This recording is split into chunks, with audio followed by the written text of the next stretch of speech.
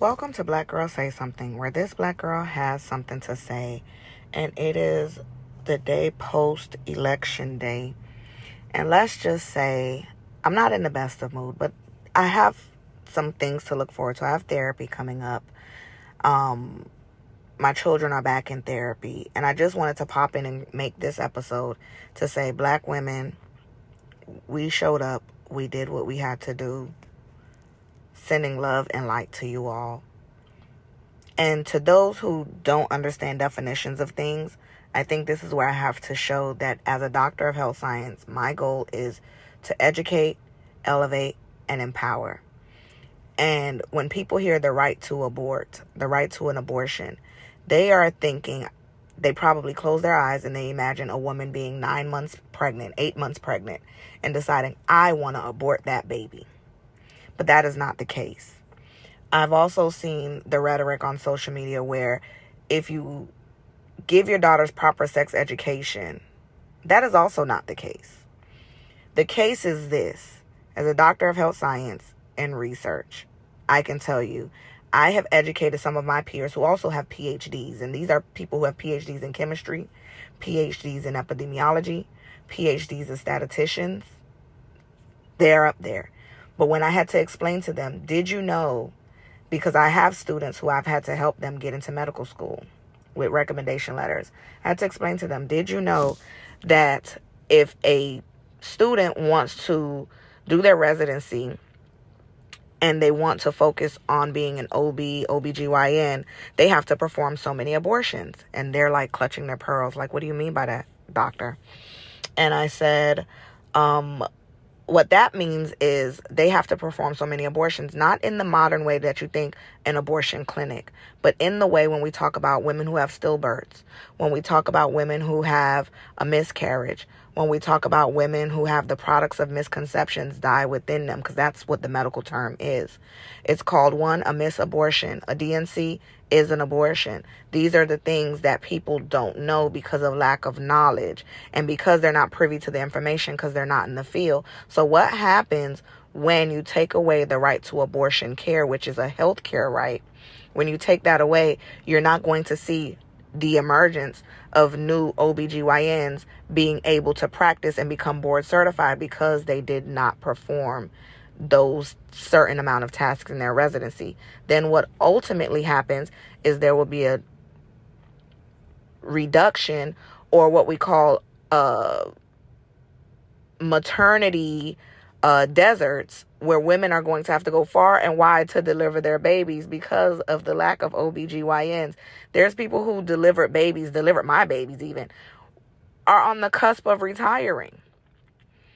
So with that being said, we're not talking about the extreme. I know people want to use the extreme. What if a young girl, 13, 14, gets raped and she can't get an abortion? I get that. That is part of it. But the bigger part is the medical necessity of it. The medical necessity is a woman carrying a baby to term and that baby dying inside of her. Now she got to walk around with this dead fetus inside of her. And then let's not forget, because I am in Florida, let's not forget the things that are in Project 2025. And one of the ones is to dismantle or get rid of the Department of Education. If you are a low middle class income in the state of Florida and your children get a scholarship to go to private school, that will be gone. If you are looking forward to your children who right now, I have a high schooler, so in the next 4 years, she'll be graduating high school. If you're looking forward to them going to college and you're going to require them to fill out a FAFSA so that they can get Pell Grant, you might as well pack it up. Let them go get a trade. And so it's funny because this past summer, I put together a curriculum that I had ended up selling to private schools to be able to aid them, give them an aid, I should say, and a tool to learn about different career professions outside of going to college. And this is simply put I simply put it this way because I worked at a university as a professor, and many of the students who are going to college as first gen because their parents think that's what's best for them is not really what's best for them. They need a trade. They need to work with their hands. They need to do something practical. They need to be able to see that when I'm done with this, I'll have a job making $60 an hour. And I only went to school for 3 months. I only went to school for 6 months. I only went to school for a year.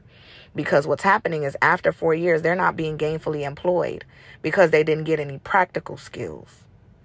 Anywho, that's me on the rant for that.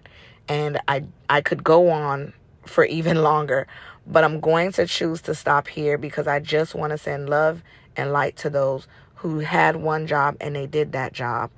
And with that being said, there's so much that I can say that I'm grateful for right now. The fact that I'm a homeowner, the fact that my children won't have to go to college because their mom did that already. There's so much to say and not enough words to put how I'm feeling. My children woke up this morning and the first question they asked me, they usually get up. Here's a typical morning with my children. They come to wake me up. They give me a hug. They tell me what they want for lunch. This morning, it was, who won? Who won? And all I could do was take a deep breath. And my daughter said, dang, the world really doesn't care about women. And I said, you know what? That's not true. That's not true. And it was a somber ride to school. It was a somber ride to school. And while I felt like I wanted to call out from everything that I had to do, as Black women do, we got to show up and still do what we got to do. But I have therapy.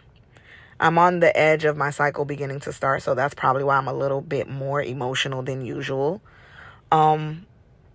But to those of you who had already pre-planned, some people have told me they had pre-planned to be off no matter what the results were going to be. Kudos to y'all. Y'all got it. Y'all ate that one little thing. But anywho, with that being said, because this Black girl had something to say, I wanted to pop in. Don't forget to like, share, and subscribe to our YouTube. We've been going live there intermittently, just giving some quick chats and debriefing some things.